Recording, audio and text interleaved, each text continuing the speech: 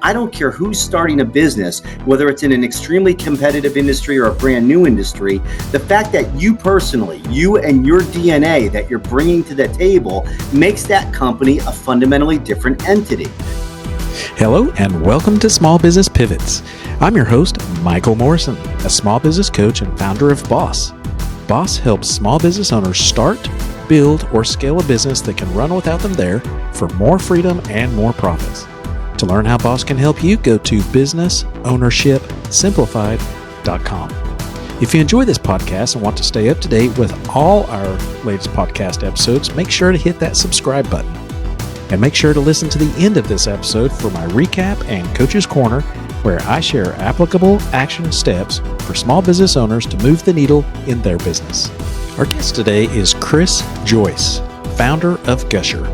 Chris is a serial entrepreneur with a remarkable track record of founding 24 companies spanning high-tech, consumer goods, health, and manufacturing. His products have graced over 11,000 stores in 23 countries, and his tech innovations have reached users in 148 countries globally. Frustrated by witnessing brilliant ideas and entrepreneurs consistently overlooked for funding due to superficial reasons, Chris decided to disrupt the traditional startup landscape. Enter Gusher, his latest venture offering a simple, quick, and capital-free approach to building startups. Gusher believes that great ideas can come from anyone, anywhere, and aims to let the market, not venture capitalists, determine the fate of these innovations. Find out how Gusher is revolutionizing the startup game across various industries from technology and media to health, design, finance, and gaming. In this episode, Chris will share the essentials he has learned and used to build a portfolio of successful businesses. Let's get to Chris now. So welcome to another Small Business Pivots. Today we have a very special guest. Chris, where are you from today? I'm located right outside of Philadelphia, Pennsylvania. Philadelphia. So the purpose of our show is to help small business owners. I know a lot of us can barely handle one, if we can even do that. And you've handled 20 plus you have a 300 plus portfolio. Let's talk about that real quick. How did you get that entrepreneurial mindset? Did you have upbringing in that world? Well, I always say this. I have this thing that I call, you're an entrepreneur if, and then I give 50 reasons. And the number one reason that I start off with is that if you grew up in an effed up family, you are qualified to be an entrepreneur. So I didn't grow up in a great family. I grew up in an effed up family, and I went into entrepreneurship from a young age. It was just something I really started at an early age. Wow. Were you studious at all? I know a lot of us had challenges growing up in books, if you will. Well, I had my brother who was a straight A student and a physicist in front of me by about 4 years. So I always went to school and they'd be like, oh, you're nothing like your brother. But it was kind of like a mix. I actually had all A's and B's. I wasn't a straight A student because I was bored out of my mind. I used to skip school and go to, earlier you and I were talking about you going to a library. I used to go to what are called SCORE meetings in Columbus, Ohio. I drive when I was 15, 16, skip school and learn how to write a business plan from these old guys that had started businesses and knew the ropes and how to do it. And so that's what I skipped school to go ahead and study, is how to write business plans. Wow. So for those of listeners that don't know what SCORE is, that's the government SBA, is it not?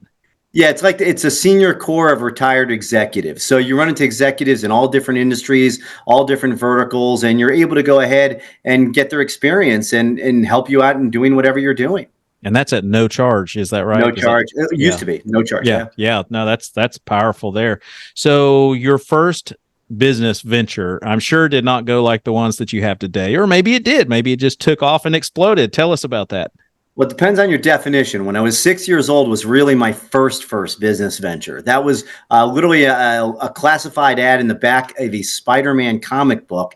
There was something called burpee seeds. I think they're still around. They were like sunflower seeds, watermelon seeds, flowers, and I sent away for this business opportunity ad. And so you sent your $5 in and you got 50 packets of burpee seeds, and I got my packets in and I sold them door to door for $1 a piece. And so $50 gross, $5 in terms of spent. I netted $45 knocking on doors on an Air Force base and just trying to go ahead and sell those seeds.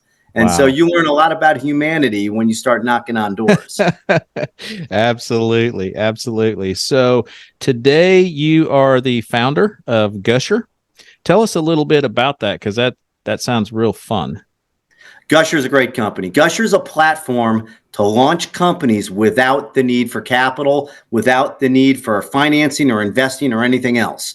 People join companies in exchange for performance-based equity, meaning they get a piece of the pie if everything works out. But nobody gets anything in the company unless the company succeeds, is able to go ahead and launch successfully, including us.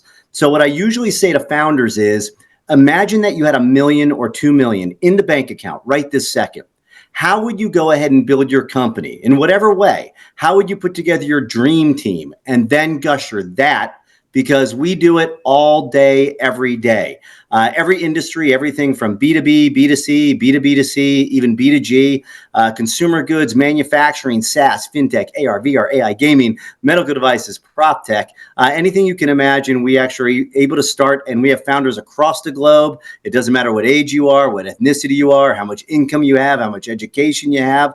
We have got greater than an 80% success rate, which is really unbeatable with our companies. Wow. So you and I were talking earlier, and it intrigued me because you asked me what got me into business coaching. And I said, because I come from a sense of empathy, owning my own business back in the 90s, referencing the library. And I didn't have that experience of having a business coach or just being able to watch YouTubes or have people like Gusher to help guide my hand. And you mentioned something about how you just come and say it is as it is, what business owners really need to hear. So we're going to have fun here. So what are some of the things, pivots, things that you see that could help small business owners, like, you got to get a handle on this, or this is what I see that's common and you need to change that? Kind of start with that. Sure. I went off on a little bit of a tirade just a day or two ago about something that I call setting the standard. Okay. By setting the standard, what I mean by that is that on a personal level, a founder, when they're creating a company, has to set their own personal standard, their own set of expectations for what they expect from themselves at an extremely high level, and lead by example. So when they're putting a team together, whether it's on Gusher or off Gusher, whether it's for equity or whether it's for dollars, the whole point is you need to set that standard damn high, especially in today's competitive marketplace. Just coming up with a basic MVP, it doesn't cut it, a minimum viable product. What they should be ideating and really creating is a market viable product from the very beginning. And there's different ways of doing it and different ways of going about it. But that setting the standard, almost in a way, their personal philosophy should take precedence over everything before they start developing, before they start putting their ideas into paper and creating that whole damn thing and actually making the company come to life. It comes down to their standard and their philosophy that sets the bedrock upon which they build that company. How they're going to treat their people, how they're going to treat their customers, what they stand for, what they believe in, what they're trying to accomplish. Those things are damn important when it comes to creating a competitive product, a competitive company. I almost want to say, can you say that louder for the people in the back? Seriously.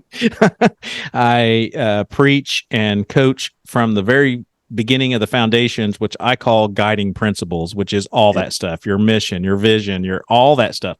So tell me how, and this may not be applicable for the businesses you work with. A lot of businesses, let's say they were a plumber or they worked for a manufacturer, and they just go out and they just do kind of a commodity type business where they're mowing lawns or plumbing. How would they do that? How would they differentiate themselves? Okay, so if you go ahead and ask almost any business owner, and they've done this, I can't remember the exact study in the numbers, but it was around 75 or 80% of these general business owners were asked what unique differences are between them and their competitors. And 75 or 80% of them said nothing. There was absolutely nothing. And I literally said to myself, my God, they don't even realize what their superpower is. And what their superpower is to me is that I don't care who's starting a business, whether it's in an extremely competitive industry or a brand new industry, the fact that you personally, you and your DNA that you're bringing to the table makes that company a fundamentally different entity. So you may be starting a new gasoline company on the same corner that there's 3 others, but that right there, that DNA, the way that you believe, the way that your structure was in the beginning, your philosophies, those things can have an impact upon your day-to-day things that you do and have an impact upon your sales, the way the company grows, the way it's created from the beginning. So first and foremost, it's your DNA. And that's something that people don't realize that they have. That's a very strong difference. Nobody else has your exact same damn DNA. Yeah. I hear that about writing a book too, where everybody says nobody wants to hear my story, and it's like your story is unique, just like the other books. It may be the same topic, but nobody's heard your story. Same thing with your business. So on the businesses, are there any vital things that, because you work with so many, right? You have 300 plus in your portfolio. What are some things that you're like, you must do this? We kind of covered the vision differentiator, but what are kind of those steps? Because there's so many business books out there. There's so many YouTube videos out there. It can be confusing. Well, I'm going to simplify it. Okay. Yes, so please. I'll go into our thesis, which could be complex and whatever, but it comes down to one thing, but I'll tell you it as a story. Okay. So we had a founder come into our platform, and this founder went ahead and had this dog, this sick dog. Okay. And he went ahead and said, his name's Colin Buckley, by the way, great founder. I went to his wedding a couple months ago. Phenomenal guy. So he goes ahead and had this sick dog, and he took it to the veterinarian, and the vet said, put your dog on this dog food. Dog wouldn't eat it. Then put your dog on this other dog food. Dog wouldn't eat that, and so on and so forth. And so this dog was literally dying. It wasn't eating at all. So Colin, in desperation, went ahead and hacked this dog food together over 2, 3, 4 months in his kitchen. And literally the dog magically came to life over 4, 5, 6 months. Now, I don't know what you know about dog food companies, but dog food companies are brutal. They've been around for more than 100 years. They don't give up territory. They don't give up shelf space. They don't make it capitally easy to come into that market. It's an extremely capital intensive market. And he said, Chris, I want to start a dog food company. So I said, sure, let's start a dog food company. So Colin goes ahead and brings in this team of pros. This is what people have to understand, all right? Brings us in this team of pros that had managed $50 million, $100 million, $200 million budgets, P&L responsibility type of people, people that have worked for like Nabisco or Mondelez, whatever the hell it's called now, McElhaney, Tabasco, big companies, good CPG companies. And the company failed. It imploded 6 weeks later, failed miserably, right? So he finally listened to me, and his second team took off like a rocket. He put this second team together. It's worth more than $10 million a year and a half later. They've got national distribution. I think they got CVS, Walgreens, and everything else. I'm going to ask you a simple question here. It's not a trick question, okay? His second team all had something in common that the first team did not. I want you to think like an 8-year-old, not like a business coach, not like a person who's dealt with all these founders. This is a dog food company. If I asked an 8-year-old, what do you think the second team all had in common that the first team did not? It's a dog food company. You would tell me what? I would guess they all have dogs. They all have dogs. You won't believe how many people get that wrong. They didn't just have dogs. They didn't have children. They ate dog, breathed dog, lived dog, pooped dog. They were dog zealots, okay? So what we teach is that when you're creating a company, it needs to be made up of VIM, VIM, the vested interest market. It has to be made up of the people that have the most to gain from the success or failure of that company. And that VIM right there ends up taking off like a rocket. That's how you build companies that create market viable products, not minimum viable products. You leapfrog generational development with VIM. So they don't have to believe at the level that you do. You as founder have to be the ultimate zealot, but you need some people there that really get at their core whatever you're doing and had that same problem or the same issue in some way. They have to relate to it hardcore. I might get on a tangent now. Please. You got me worked up. Well, because my educational background is marketing. So I get frustrated with business owners that don't have all this information you're talking about. They haven't defined it themselves, yet they'll go pay a marketing agency or firm thousands of dollars to try to figure it out with them. And then they wonder why their campaign failed. And that's exactly what you're talking about. Well, this is, you always hear this, oh, product market fit, and a company will get 5 million, 10 million of venture capital funding, and then they're burning through this money trying to figure out product market fit. Where I come from, when you were in Columbus learning from the SCORE people, you didn't do product market fit. You created a company from the beginning that was self-sustaining. And the way you did it was this very difficult thing called talking to people. I mean, it's crazy. It's mind-boggling, but you actually talk to people. You go meet them. You meet them in the park. You meet them in the street. You meet them wherever you run into them, and you talk to them. Maybe it's online. Maybe it's influencers. Maybe it's groups. You can reach anybody right now that's a potential market, but you need to interact and talk and hear and see them to be able to hone in on what the message is and what the problem really is, what the solution. Yeah, you don't hear that hardly at all, what you're talking about. So what is probably one of the top things that you get the most frustrated at with business owners? Like, it could be something that you say repeatedly that they just don't adhere to, or... Well, I don't know if it's necessarily that. I think that it's more of, there's a lack of recognition by founders or potential founders or people who start a business or in the midst of it as to how long it really takes. Okay. So one of the frustrations that I have, not even a frustration, but it's kind of like an emotional connection to the founders, feeling it in kind of a negative way, is they go through these cycles of, hey, it's hard, it's rough, it's down, and there's nobody that's really there with them. That's a hard thing for them to understand, is that delayed gratification, the ability to delay gratification, is proportional to the amount of money and success that you typically have. And being able to do that in a very long way, a long-term horizon, that's not something that many people can do. They typically want it now, and business doesn't work that way. That doesn't mean that certain things can. You can do pops and you can figure certain things out with e-commerce that come and go, but building a substantial business that has legacy legs, that is there for a long period of time, you can't do that. It's something that takes a good amount of time. Oh, absolutely. There's, you can't see it in the video here, but to the right of me is a box of tissues. I'm a business coach, and people often ask me, why do you have tissues in here? Like, yeah, I'm like, you'll find out. You'll see. Damn right. Because you'll be using those here pretty soon. You're listening to Small Business Pivots, a podcast created for small business owners. If you're enjoying the content and want to stay up to date with all our latest episodes, make sure to hit that subscribe button. And if you're loving what you hear, show us some love by giving us a thumbs up or leaving a positive review. Your support means the world to us, and it helps others discover the show too. Thanks for tuning in, and don't forget to hit that subscribe button. Now let's get back to our guest. So let's talk about you yourself and some pivots that you went through.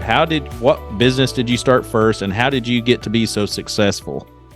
Sure. I mean, one of my businesses was the audio text industry. It's something you don't hear about anymore because it really doesn't exist. But it was something with voice boards, and we had entertainment companies that came off of it.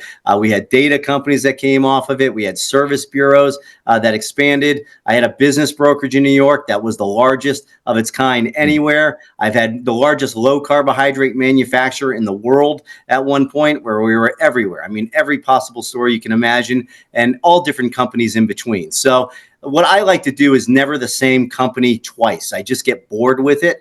That's kind of like with Gusher right now. I don't really have to do the same company twice. It's just really kind of like a conveyor belt of companies, which is really what I like to do. Yeah. So something you mentioned, business brokerage, was that buying, selling, or helping people exit? Yeah, it was basically helping people primarily to exit and also to get in. So I started it with one of the founder, I won't mention his name, that had one of the largest business brokerages and retired. They had a couple hundred units at the time. But I did it primarily, I was in my early 20s, to really learn more about business. And so we ended up taking over New York by storm. But my primary motive was really learning about businesses at the time. And what I concluded with that business was, well, they're almost all the same, other than people, philosophy, and property. That's the only difference, is the mix of people, the mix of property, and the mix of philosophy there.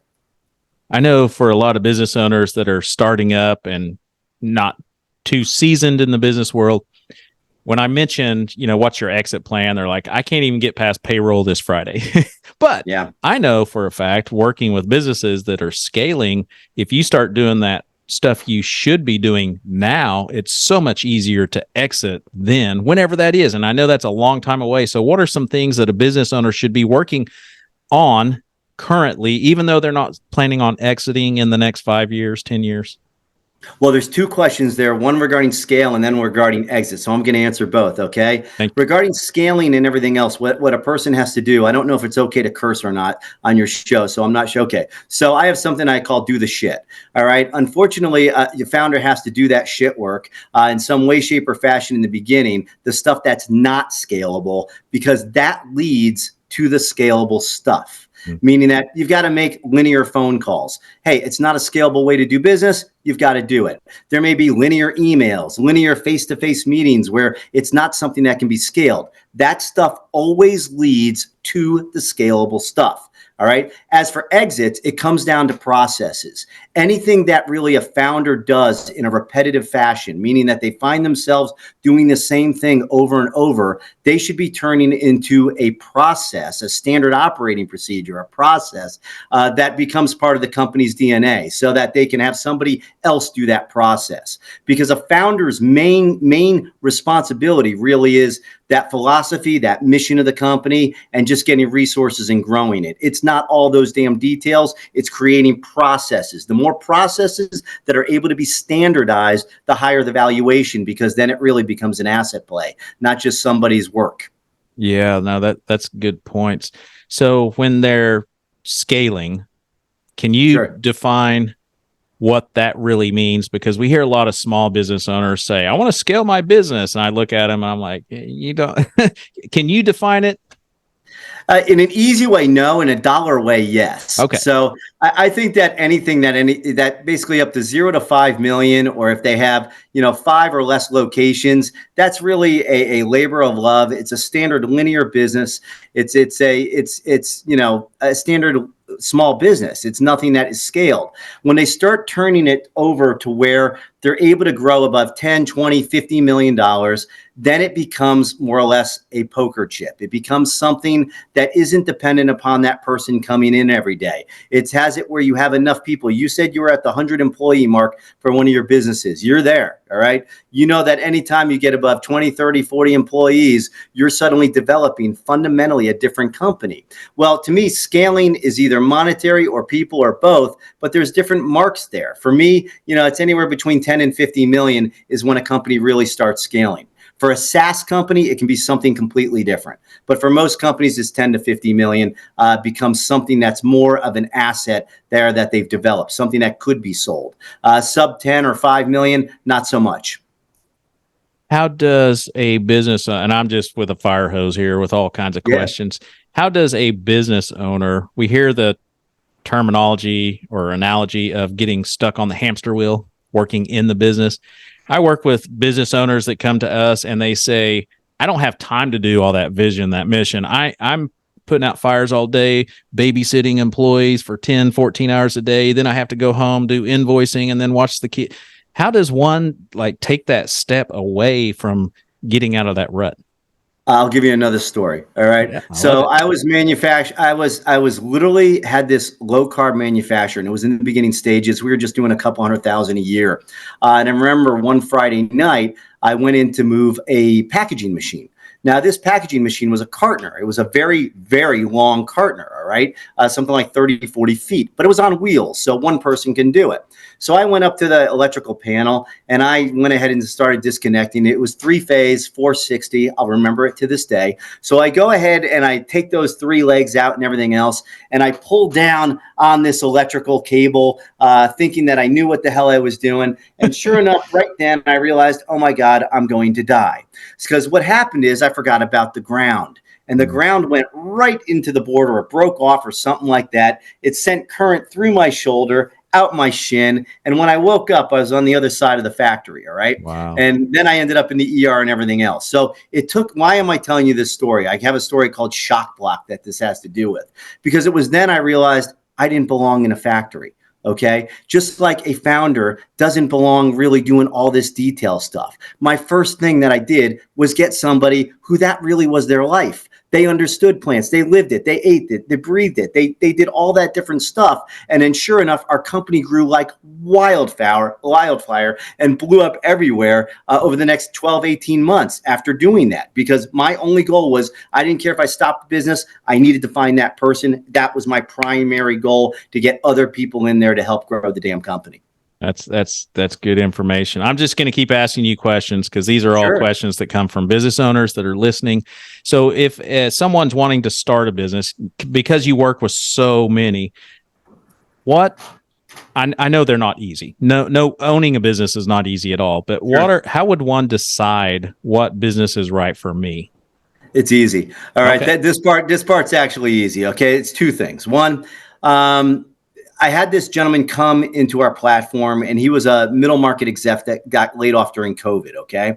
And he started this software company. But every time we talked, he told me about this other idea that he was on. And I noticed that he kept smiling every time he talked about that other company. And I said, Mike, you shouldn't be doing this company, the first company. You should be doing the second idea. And he goes, really? I go, yeah, really. He goes, but I'm just not really qualified. I go, Mike, it doesn't matter if you're qualified. Make a long story short, he did that second company. A year later, they won product of the year in the trucking industry, off to the races, everything else. Cool product, cool company. What I do when I tell founders is this, or potential founders, if you look in the mirror and you're thinking about that idea and you smile, that's definitely the thing to do. If you're going to sleep and you're thinking about it, if you wake up in the morning and you're thinking about it, if you're on the crapper and you're thinking about it, if you're eating your breakfast, you're talking to your wife or husband or whatever it may be, and you're thinking about it, that's an idea. If it's something that you should be following, you shouldn't be doing this stuff where it's okay, I can make this and I can generate this, and as the TAM, the market is this, so it's big enough to penetrate. It's got to be something that you feel, something that actually at your core is something that you want to do, because you're going to need that when the times get tough, and the times are going to get tough and brutal. And that's the only thing that you're going to have to fall back on, is that, I don't want to say passion, because that's not it, but that emotional tie to whatever it is that you're doing. Yeah, I use the purpose statement for that reason, because I'm like, you're going to need this one day when you wake up and feel like the world is against you, reminding you why you're doing what you're doing. I have a thing that I show founders. I don't know if I have it on me. Oh, it's not in my wallet because I gave it away. But I have this coin that I keep, and it always says never give up on one side. And on the other side, it says trust the process. So our founders get that coin. So going back to your history, what is a pivot that you learned that you wish you would? Two questions. One, you wish you wouldn't have done. And then what's one that you're like, I wish I would have done that sooner? I don't want to sound like I'm a know-it-all or anything else, because I'm far from it and I don't know everything about it, okay? But I fundamentally don't believe in pivots, okay? So the reason is that if you look at it historically, successful pivots are as rare as unicorns. You see iterations, you see ideas that started out insanely bad that then led to good ideas. But very rarely do you see a company that, let's say your example, they were a plumber and now they do a lawnmower service, and that's the same company. Almost always they're not. So I personally don't do pivots. It's something I'll do iterations, and I'll iterate the hell out of it, what I call picking the lock until I get it, so that it may not resemble what it started out as. But literally it was the same road and the same path. It just was an additional steps to get there. Yeah, no, that's a good description. And so for those listeners, that this show is called Small Business Pivots, that's exactly what I'm talking about. Is you're not going into a whole different business. You're just pivot. How did you say that again? I said, so they're iterations. Iterations, yes. Let me give you an example. So let's use the low carb company as an example, all right? What we did is we had this frozen product, low carbohydrate blueberry muffin. I'll save you the details because that's an awesome story for another time. But within 1 year, we had 6 different packaging iterations because we got out there. It got us in business, but it wasn't great. That product wasn't awesome, but it put us in business. And then we created a better one and a better version, and we went to a better packaging system. And then sure enough, then we had shelf-stable rolls and breads and everything, and that exploded the business. It's never the road that you start out on, but you need to start out on that road regardless. And the tools you have right now are all you need. You don't need anything else but the tools and your own damn intelligence.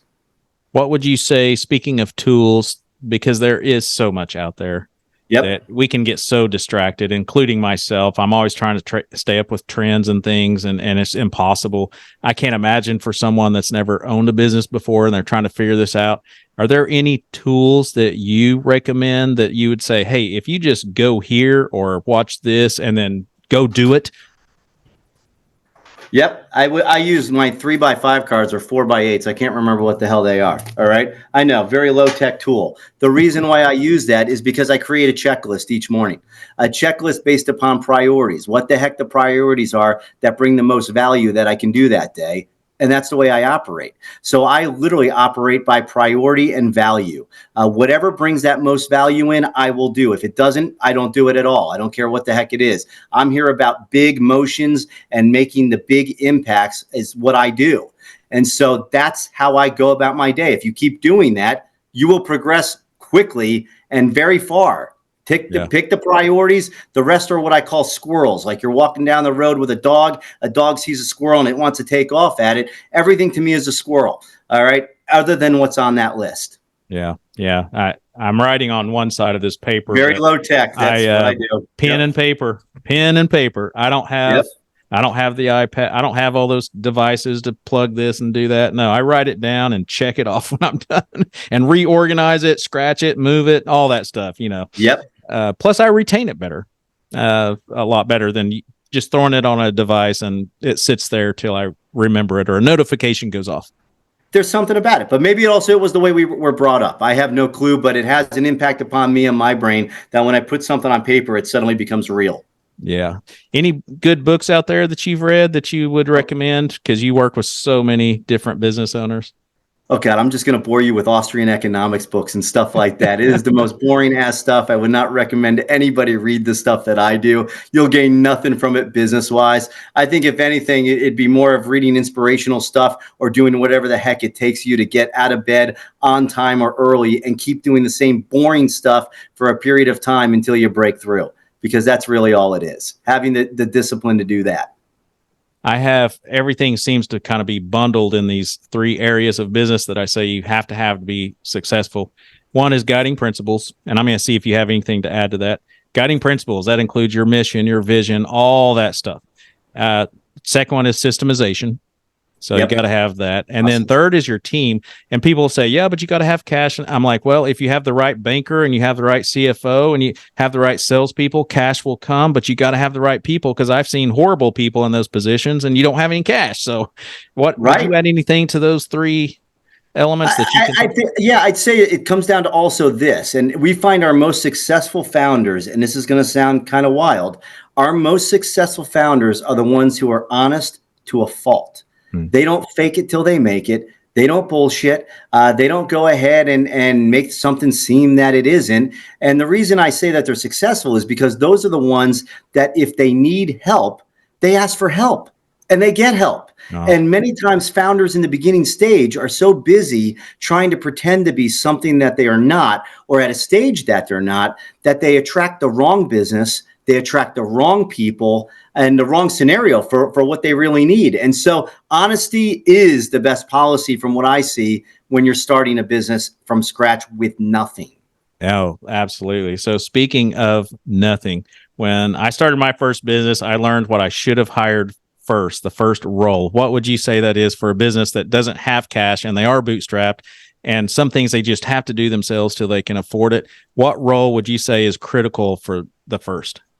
Okay, well, I'm going to say this in a two-part way, okay? So a founder's primary role is sales. Right. All right. So I'm not going to say sales, even though I want to say sales. It's not going to be sales. So I would say literally a founder should be selling about 90% of their time or interacting with potential customers. That's what they should be doing first and foremost. Secondly, they should be hiring a COO, a chief operating officer. They should be putting somebody in place that can standardize the processes, that can take everything that they're doing all day to day with the business and creating systems. Duplicable systems and processes, because again, that's a bedrock that enables you to build. Absolutely. So I always say 80%. So we're in line there on the sales. I'm like, because business owners will ask me, what should I be working on? And I'll ask them how long they've been in business, just a couple of general questions. I'm like, sales. 80% of all your time should be sales, sell. You don't have to ever wonder about it again. Keep selling. Yeah, but even more importantly, when you're selling versus when a salesman is selling, what happens is you learn real quickly what message is working, how to iterate the product, what feedback you're getting, what pricing makes the most sense, where the people are pushing back, the objections, and figuring out the rebuttals, not just for the other salespeople to go, but really for the better creation of the next generation of product, the next iteration of product. That's why a founder can't stop selling. They have to be selling. Absolutely. It kind of goes back to my topic of marketing agencies and firms, how some business owners, if they don't even know where they want to go, and then they hire somebody to try to figure it out and it doesn't work. Same with salespeople. I hear business owners say all the time, where do you find good salespeople? And I'm like, well, you have to create them. I mean, like, you have to give them the information, the tools, the resources, the information. They can't figure it out for you. What I say to founders is a couple things. I say, first and foremost, you're not a manufacturing firm. You're not a consumer goods company. You're not a medical device, prop tech, AI, whatever the hell it is. First and foremost, you're a sales and marketing company. Period. That's what you are. Sales and marketing. And when you put that at the forefront of your company, the rest starts falling into place automatically. And so that to me is quite literally everything. But also with a founder, that if they bring on other people, other salespeople, other biz dev people, I tell them that they are not there to figure out the sales process. Yeah. They are not there to figure out how to really originate those sales. They are there just to execute whatever that plan is. And I hate to say whatever that script is, but whatever that script is that you figured out. They can then expand on a script. They can then make it better, but they can't typically originate what to say to penetrate a market. That is actually a superpower of a founder. And you don't have to be a great salesperson. You just have to get out there and physically meet the people, or get on the videos or whatever the heck it is and talk with people, talk with the customers. You'll figure it out if you do it enough. Amen. Amen. Unbelievable. We are out of time. This has been very fun. How would someone get a hold of you? Do you have a podcast, blog, anything like that? I'm just Gusher.co. You just go to gusher.co, Gusher.co. You can find me, my team. We'd be happy to help you out. Fantastic. What is the process of Gusher? How does that work? Yeah, it's free. You literally sign on. You start creating a startup draft. You submit it for review. We go over it with you. We take an hour or two with you to get it up and running. It doesn't cost you anything. You need to have a corporation. That's the one thing you need to have. And then we help you get published, and we start helping you recruit and moving you along the pipeline to get your company successful. Our really main strength is taking it from 0 to 10 million. That's where we are strongest. We do above that, but we prefer taking it from 0 to 10 million are most of the companies we deal with. So you've shared golden nuggets in the business world. Do you have any in the life world? Yeah, never give up. And I mean that with life also. Never give up, never give up, never give up. Fantastic. Well, you've been awesome. I appreciate it. And we'll see you around. Thanks for having me. Welcome to the Recap and Coach's Corner, where we break down the key insights and give you actionable coaching tips to help your business thrive independently. Today, Chris reiterated the importance of setting your own standards in your business. Like the expectations, your core values, what you stand for, and your differentiator. Simply put, to be successful, no two companies should be the same. You are unique. You are unique, your business should be unique, and your business should have its own DNA. If you would like help establishing the DNA in your business, go to businessownershipsimplified.com and click the Let's Chat button in the top right-hand corner. Now let's dive into the Coach's Corner, where I share one actionable item for business owners to build their business so they can own a business that can run without them. Chris mentioned an essential trait every successful business owner must have: honesty. Be honest with yourself, he said. There is no such thing as fake it until you make it. Ask for help. Quit going it alone, Chris said. In fact, more than half of our guests on Small Business Pivots have mentioned that asking for help was the one thing that significantly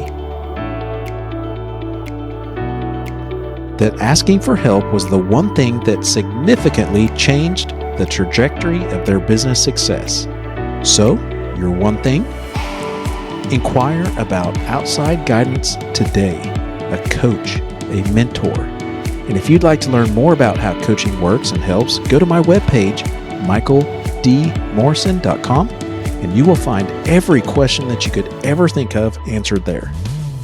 Thank you for listening to Small Business Pivots, and don't forget to subscribe and share this podcast. We'll see you next time.